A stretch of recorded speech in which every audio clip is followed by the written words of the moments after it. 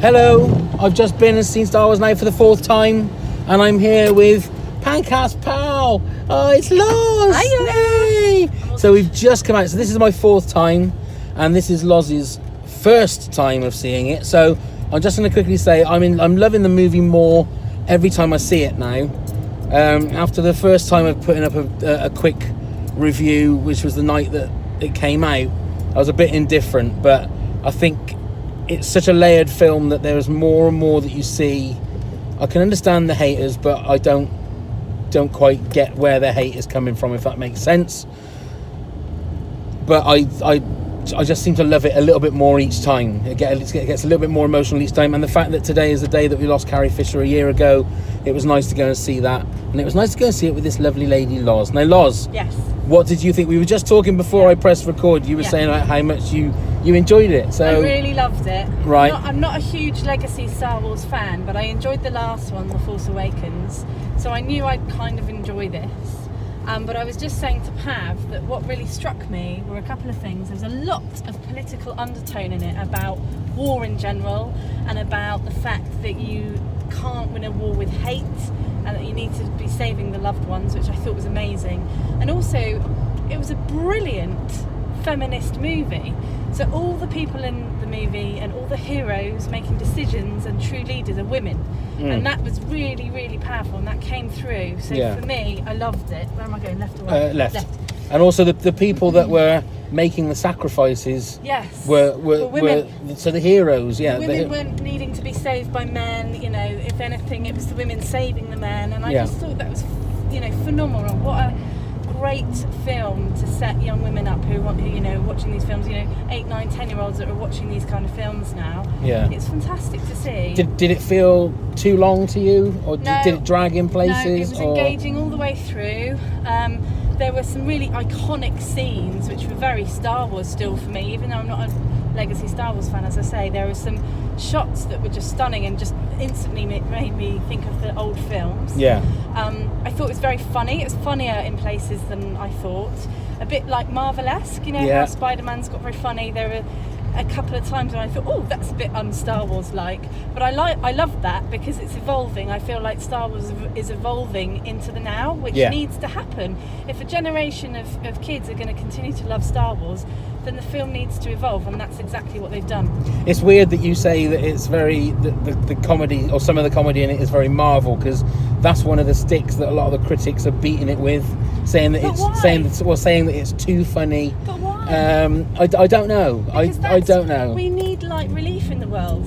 The world is too serious as it is. A bit of light relief. That's why people go to the cinema, to escape. If you can give them more of that, then bravo, because you've done your job. I've been thoroughly entertained this evening, and I've come away feeling really quite emotional. I'm not even a huge Star Wars fan, so go and see it. Oh, there you go. That should be on the poster. Loz says, "Go see it." Thumbs up. So would you go and see it again, or now that you've seen it, are you quite happy that you've seen it? I would probably go and see it again. Yeah, I would. I mean, I'm not like you. I wouldn't go 4 times to see it. Right. But I would. I mean, I would definitely. If there was someone else that wanted to go and see it now in the cinema, I'd go. Yeah, I'll come with you again. Right. And I might watch it again at home. But it's not the kind of thing I'd go and see again and again and again. No. No. Now the one other question is, and I suppose this is a slight spoiler. The very last scene. Yes. Did you notice that broom went into that little boy's hand? See, the very first time I watched it, I never noticed that. Yeah, no, I noticed it straight away, and I'm thinking, okay, so he's obviously the next Jedi, or he just has force powers. It's showing that other people in the universe have. Definitely. I thought that was, I love it, and also the fact that little boy reminds me of my grandson as well. It's one of those things. Whenever I see him, I think, oh, look, it's little Orlando. Oh. Yeah. But it's the whole movie. The whole thing about the movie is it's about hope. Yes. Which I think is what they're trying to, especially with The Force Awakens and with Rogue One, that's the subplot, is that it's always about hope, that there is hope all the time. Absolutely, and the fact that you can defy a bigger force with a very small group of people. Yeah. And that's a hugely powerful message, actually. It's saying you don't have to go to the dark side, and you don't have to fight this huge force with millions of people or lots of weapons, as long as you have hope and love and light, then you can win. See, that should be on the poster as well. I know. You're good at all this. Keep going straight. Keep going straight. Although stop, because we're at a traffic light, so that's fine. It was interesting to be able to go and see this with somebody that A, isn't a massive Star Wars fan, No. and B, hasn't seen it before. No. Because obviously there's a few people that I've spoken to that have been and seen it and didn't like it at all. There's a few people that have been and seen it a second time and have sort of warmed to it a little bit. So as we do with movies, your toes, how many toes out of 5 would you give it? Do you know what, Pav? I'm going to give it a 4.5 out of 5. Oh, that's what I gave it. Yeah? It's 4.5. I originally gave it 4, and now I've given it 4.5. It's not a perfect movie. No, it isn't. Personally, I still prefer The Force Awakens. Oh no, I prefer this one. Do you? Yes, definitely. Right. There was some very, very moving moments with Carrie Fisher where I actually welled up as well. Did you? Knowing that she's died. Yeah.